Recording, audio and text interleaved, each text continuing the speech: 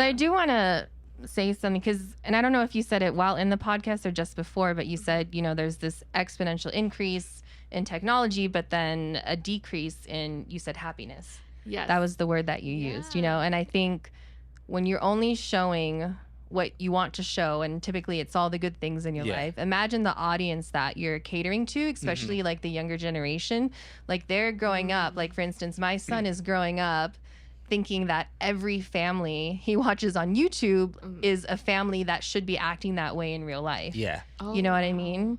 That's kind of and I feel scary. like no, and I feel like that's true, not just for his generation, but even, I went through my phase on Instagram where I was like trying to be in my health, and I followed all these fitness people, and they live these perfect diets and wear all these nice clothes and do all these things. You know what I mean? Were you comparing yourself to them? I think there is a lot of comparison. Yeah. And was it how did you look at it? Was it inspiring to you, or was it like, oh man, I feel like shit because I'm not them?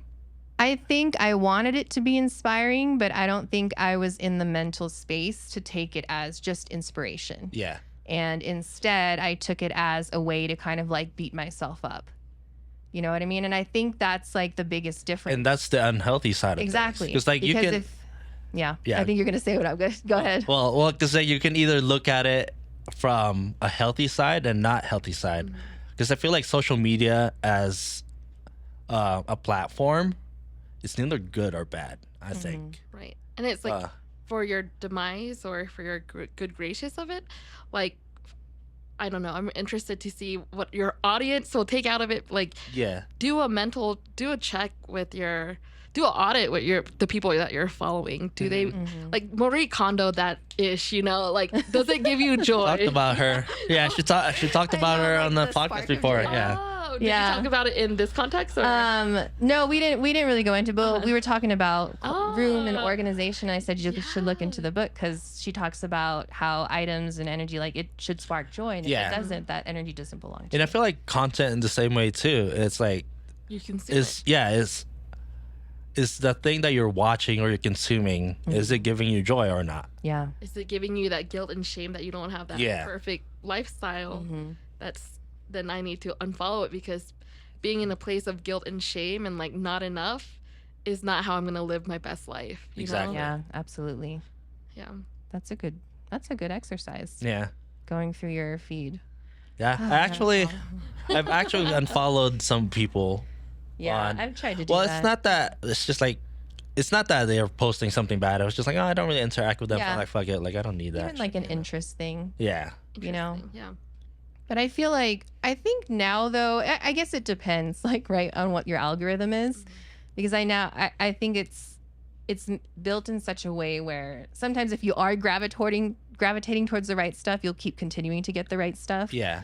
But then it could also work against you, either in terms of like you watching things that you shouldn't be watching, or now it's completely like informing you and like creating your decisions for you. You know what I mean? So I just feel like it's such a... It is interesting. I don't know. It's a hard... I don't know. I don't know for myself. I don't know for my child. You know what I mean? Like how do we stay ahead of this almost like brainwashing? You know what I mean? Because I feel like to a point too that's the intention behind a lot of these like social media platforms too, especially when it comes to like government stuff, like political things. You know what I mean? It's like a form of constant like in your face. Because I think it really comes down to like self-awareness at that point. But how do you get self-aware? The younger generation to self-aware, because they don't become self-aware until their frontal lobe is developed. Yeah, that's true too. It's like it's easy to say if I'm self-aware, and then it's like, oh yeah, just be self-aware. Like, like don't you get it? No, I'm 16, jerk. Because like I get it because I wasn't self-aware until I got to a certain age. Yeah. Right. So it's I don't know if I have the right answer for that. Like I don't know how to teach people to be self-aware. Right. Yeah, because like it can be taught. It's kind of through trial and error, right? Like you're not gonna wake up and then suddenly be like, oh, I'm self-aware. Yeah. Yeah. It's a lot of like trials and errors that you have to go through.